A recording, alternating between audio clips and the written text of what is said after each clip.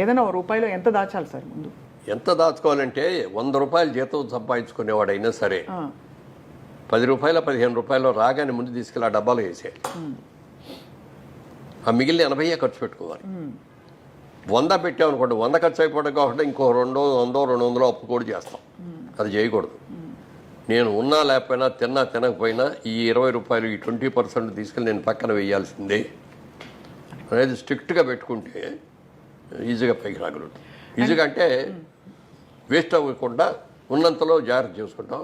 ఆ వచ్చిన దాన్ని మళ్ళీ అది ఆ ఫ్రెండ్ అడిగాడు, లేకపోతే వీళ్ళు అడిగారు, ఈ ఆడేదో మందు తాగుతా ఏదో అప్పు అడిగాడు, ఇవన్నీ ఇవ్వకూడదు. జాగ్రత్త పడాలి. అండ్ ఇంకోటి సార్, క్రెడిట్ కార్డు ఉండడం మంచిదంటారా ఒక వ్యాపారవేత్తగా? క్రెడిట్ కార్డు ఉండటం అనేది డెఫినెట్గా ఇప్పుడు అవకాశాలు చాలా ఉంటాయి. అవకాశాలను సద్వినియోగం చేసుకునే వాళ్ళందరికీ ఉపయోగపడతాయి, దుర్వినియోగం చేసుకునే వాళ్ళకి అందరికీ కూడా ఇది అవుతుంది.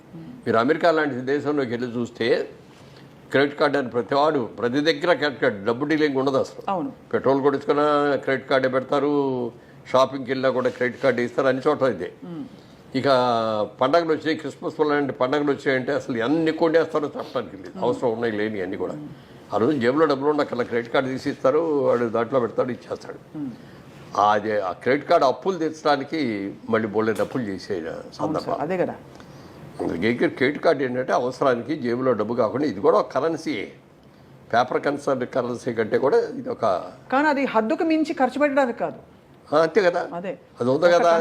రేపు చూసుకుందాలే, వచ్చే నెల కడదాంలే అని అనుకుంటే అప్పు చేయడం చాలా తేలిక, కానీ అప్పు తీర్చడంలో సేవ్ చేసుకోవడం అనేది చాలా కష్టం. అది తెలుసుకోవాలి. స్టాక్ మార్కెట్లో డబ్బులు పెట్టచ్చా సార్? ఇవన్నీ మౌలిక సూత్రాలు. అసలు పెట్టండి, నాకు దాని మీద నమ్మకం లేదు. స్టాక్ మార్కెట్లో మీరు ఎప్పుడు భూమినే నమ్ముకున్నారు, లేదంటే వెంచర్స్ ఏదైనా వెంచర్ ఉంటే దానిలో పెట్టారు? నేను పార్లమెంట్లో కూడా మాట్లాడేటప్పుడు ఒక కథ చెప్పాను. ఒక రోజున ఒక వ్యాపారి వచ్చాడు పల్లెటూరులోకి. వచ్చేసి మీ ఊళ్ళో కోతులు ఉన్నాయని తెలిసింది, కోతులు కొంటాను నేను, కోతికి 10,000 చొప్పున ఇస్తాను అన్నాడు. ఊళ్ళో వాళ్ళందరూ పిచ్చాడు చూసి ఇదేంటి కోతులు కొనుక్కోవటం ఏంటి, కోతికి 10,000 ఇవ్వటం ఏంటి అని అందరూ చూశారు. ఎవరో కొంతమంది ఈడేదో 10,000 ఇస్తున్నాడు కదని చెప్పి 4 కోతులు 10 కోతులు తీసుకెళ్ళి వాడికి ఇస్తే వాళ్ళందరికీ 10,000 ఇచ్చాడు.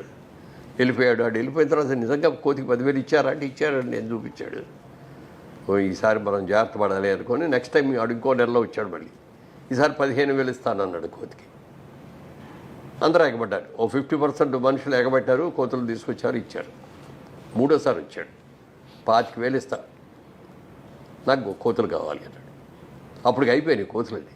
ఊళ్ళో ఉన్న కోతులన్నీ అంత ముందే కొనేసి తీసుకెళ్ళిపోయాడు. ఎక్కడ కోతులు లేవు. 25,000 ఇస్తానంటాడు. పక్క ఊళ్ళోకి వెళ్తే 20,000 దొరుకుతున్నాయి.